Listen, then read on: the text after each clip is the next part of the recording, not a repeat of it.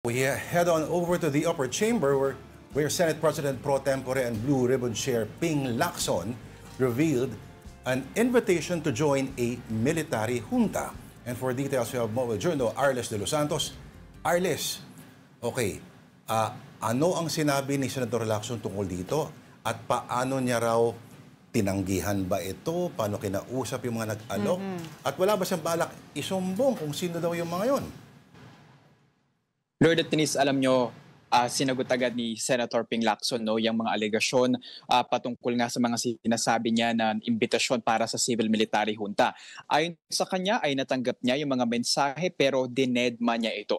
Hindi niya ito pinansin dahil ayon sa kanya ay hindi nakabase sa konstitusyon ng aksyon na ito, kung saan dito kasi sa ilang mga panawagan ng mga retired police officers, officials at military officials ay hindi nila titignan yung succession sang-ayon sa ating konstitusyon. Ayaw din nila na magkaroon ng Pangulo. Bukod pa doon, yung hindi rin nahalili yung vice-presidente kapag nangyari nga itong yung civil military junta. Ayon sa kanya, tila daw nagkaroon ng parang coordination at may pagkakasunod-sunod yung mga pangyayari nito. Nagsimula raw ito parang bago magsimula yung paglabas ng video ni Zaldico and then yung rally ng Iglesia ni Cristo, at hindi niya raw maalala man at makumpirma kung nagkaroon pagkatapos ng papahayag ni Senator Amy Marcos doon sa INC rally, pero napansin niya daw na parang merong gustong plano itong mga nag-iimbita sa kanya. Pero Arles, hinamon, may hamon itong si United People's Initiative founder, retired General Romeo Poquis nga dito kay Senator Lacson na pangalanan ang retiradong general na nag-imbita sa kanya. Anong sinabi ng senador patungkol dito? Hindi natin natanong, Denise, kung sino-sino nga ba itong mga opisyal na ito, pero ayon sa kanya, wala raw active member na nagbigay sa kanyang invitation na to, At actually, hindi lang siya plainly invitation, kundi makisali mismo, doon sa pinaplanong ng civil military junta. Pero susubukan natin tunin ang mga pangalan na ito kung magkakaroon tayo muli ng pagkakataon na makapanayam itong si Senate Pro Tempore Panfilo Lacson. Oo, at take note, sinabi niya yan hindi sa mismong Senate session, kundi sa isang interview sa isang radio station. Alam natin kadalasan, yung mga gayong interviews, dyan nadadali minsan. At dyan na rin siya nadali dati, di ba? May sinabi siya na lahat daw ay may kinalaman sa, amendments, etc., etc. Kaya nagkagulo-gulo sila dyan, Pero tingnan natin, kung i-address siya nga yan, soon. Pero speaking of which, ang Blue Ribbon Committee hearing na susunod, kailan daw ba ang schedule? Lord, bigay linaw muna natin yung sa yung pahayag ni Senator Ping Lacson na actually na-ambush interview natin siya sa plenary hall mismo.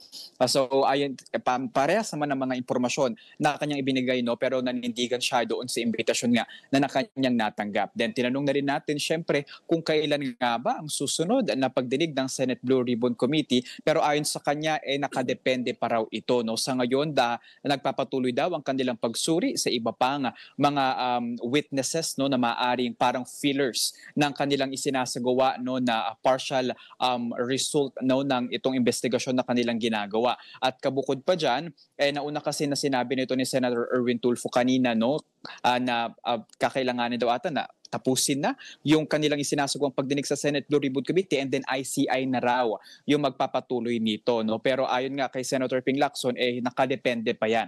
Patuloy nilang sinusuri yung mga testamento ng mga karagdagang witnesses at bukod pa dyan, natanong din natin siya doon sa pagbabalik ng pera nito ni dating Undersecretary Roberto Bernardo na ayon sa kanyang personal na pagtatansya ay hindi raw dapat ito bababa sa 1 billion pesos. Arles, mukhang matutupad na rin yung pinapangarap mo na sabi open daw sila na magkaroon ng i-televise daw o i-public yung mga pagdinig. Pero another story coming out of the Senate, itong si Senator Erwin Tulfo, gusto raw pa imbestigahan ang what he terms as after DPWH, the second most corrupt